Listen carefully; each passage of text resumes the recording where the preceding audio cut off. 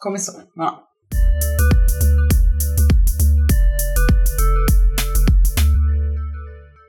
Olá a todos que nos acompanham no blog do Ciência Informa. Hoje eu, Fabiana, tô aqui com a Desiree. A gente vai tratar de um tema que vem sendo bastante requisitado, que é sobre jejum intermitente. Então a nossa ideia aqui hoje é falar um pouquinho sobre a história por trás disso, né? Da onde é que veio essa história do jejum intermitente, os potenciais mecanismos, né? Por trás dessa teoria, ou por que o jejum intermitente seria uma coisa bacana, né, uma estratégia nutricional benéfica.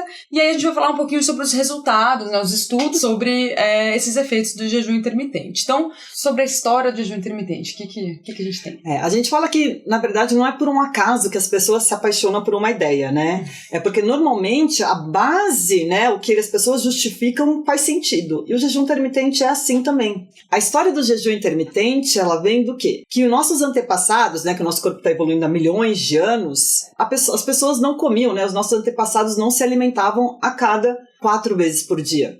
Eles comiam a cada 2 dias.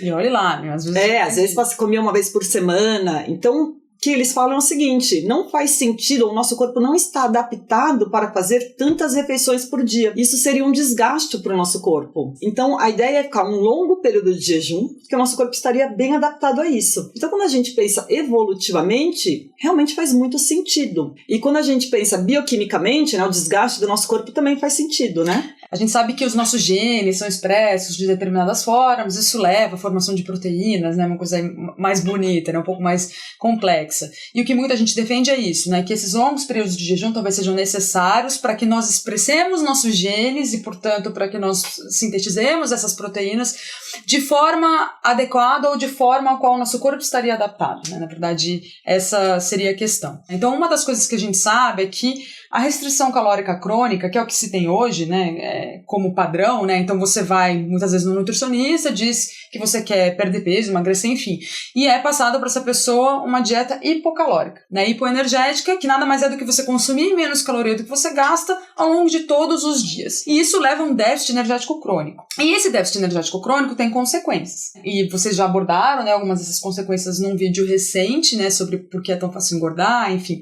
Se alguém não assistiu, é só procurar um vídeo chamado Rebote, né? Rebote metabólico, efeito sanfona. Que falam, né, rapidamente sobre o que acontece quando a gente tenta emagrecer por esses meios, que isso leva a uma diminuição do nosso gasto energético, uma maior eficiência, então a gente gasta menos energia para uma mesma tarefa, diminuição da atividade física, alterações hormonais que favorecem o armazenamento de gordura e a perda de massa magra, assim por diante, que fazem com que a gente tenha cada vez mais dificuldade de perder peso. Que é a adaptação metabólica. Exatamente.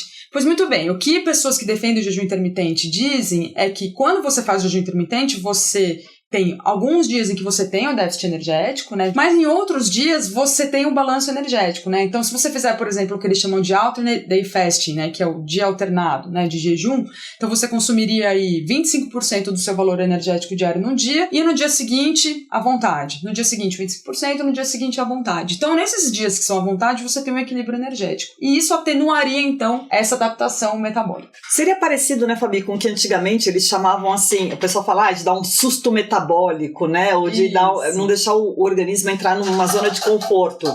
Então é meio que um dia você come normalmente ou à vontade e no outro dia você come muito pouco. Antigamente tinha uma dieta, uns anos atrás, que falava do 5x2. 5 dias a pessoa comia à vontade, sem grandes exageros, e 2 dias ela comia mais ou menos 500, 600 calorias naquele dia, principalmente proteínas. Isso nada mais é do que o jejum intermitente. Exato. Que é feito hoje, ou pelo menos uma das estratégias, né? Então o jejum intermitente, ele não tem uma regra geral. Ele pode ser feito de diferentes formas. Tem alguns protocolos, né, que as pessoas utilizam, que a pessoa não consome nada durante 24, 30, 40 horas, e aí depois no outro dia consome, no outro dia não, e assim por diante. Ou isso, você consome 500, 600 calorias, no dia seguinte à vontade, assim por diante. Mas no fim, o que parece acontecer é que isso de fato leva a uma restrição energética crônica. Né? Então, quando a pessoa ela consome, quando ela se libera, né, nos dias em que ela se libera, ela não compensa essa quantidade de calorias que ela não consumiu no dia do jejum. E isso acaba levando a um déficit energético crônico. Né? Isso já é bem estabelecido aí para esses protocolos de jejum intermitente. E isso na teoria. Né? E aí o que a gente tem de evidência científica? O que acontece é, na pesquisa, né, quando a gente vai atrás dos estudos, cada estudo usa um protocolo. Então tem estudo que usa protocolo de 18 horas sem comer, 6 horas comendo. Tem protocolo que usa 12 horas comendo, e não comendo, né, em jejum, aí 10 horas que a pessoa pode se alimentar, outro 14 por 8, enfim, a conta não foi muito boa agora, eu acho, mas 14 por 10. Então, assim, tem vários protocolos. Então é muito difícil quando você vai tentar comparar um estudo com outro. Mas, de um modo geral, né, o que a gente tem em estudo em rato? Porque tem muito estudo em rato falando de jejum intermitente. Bom, os estudos em rato mostram algo positivo, né, do jejum intermitente. Então, melhora nos parâmetros metabólicos, então melhora daquele açúcar no sangue. Da melhora... glicose, né? Isso. Então, tem muita gente falando pra pessoa que tem diabetes, né, pra fazer jejum intermitente, que aí não teria o desgaste do pâncreas de toda hora ter uma refeição, que muitas vezes, né, se a pessoa tem diabetes do tipo 2, normalmente é uma refeição, tá habituada a fazer uma refeição muito rica em carboidrato. Então, seria uma estratégia que a pessoa poderia utilizar e melhorar um pouquinho, né, essa função metabólica. Melhora de colesterol, né, então das gorduras do sangue. Tem alguns estudos com animais mostrando maior longevidade desses animais, melhora do sistema, né,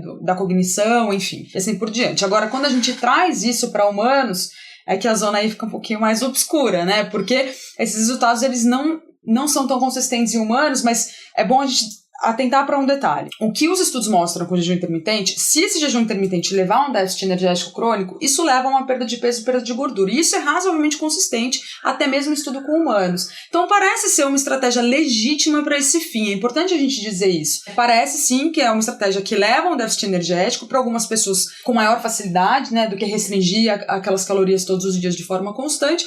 Isso leva a uma perda de peso e perda de gordura, que consequentemente parece sim levar a melhoras de parâmetros metabólicos. Então pode ser legítimo para esse fim. Mas o legal é dizer que não parece ser superior ao padrão, Exato. Que é a restrição calórica crônica, como é feita, né, normalmente por muitas pessoas. Então acho que isso é importante. Pode funcionar para algumas pessoas vão ter facilidade em seguir esse protocolo, outras não. Pode sim ser uma estratégia para esse fim. Interessante. Tá? Então acho que isso é legal a gente falar. E aí sim, você pode ter melhora de tudo aquilo que a gente considera, né, ou de tudo aquilo que leva à perda de peso muitas vezes. Ao emagrecimento, principalmente. Exatamente, né? Só que não superior à estratégia como que a gente tem. Então no final o que a gente vê é que pode ser uma estratégia interessante para algumas pessoas que preferem não ter que ficar pensando no que vão ter que comer num dia, e aí simplesmente sabe que tem um dia na semana, ou 2, ou 3, enfim, o dia sim, dia não, tem que reduzir bastante, e aí no dia seguinte ela meio que come à vontade. Isso, exatamente. Mas algumas pessoas sabem que não lidariam bem com essa estratégia, né?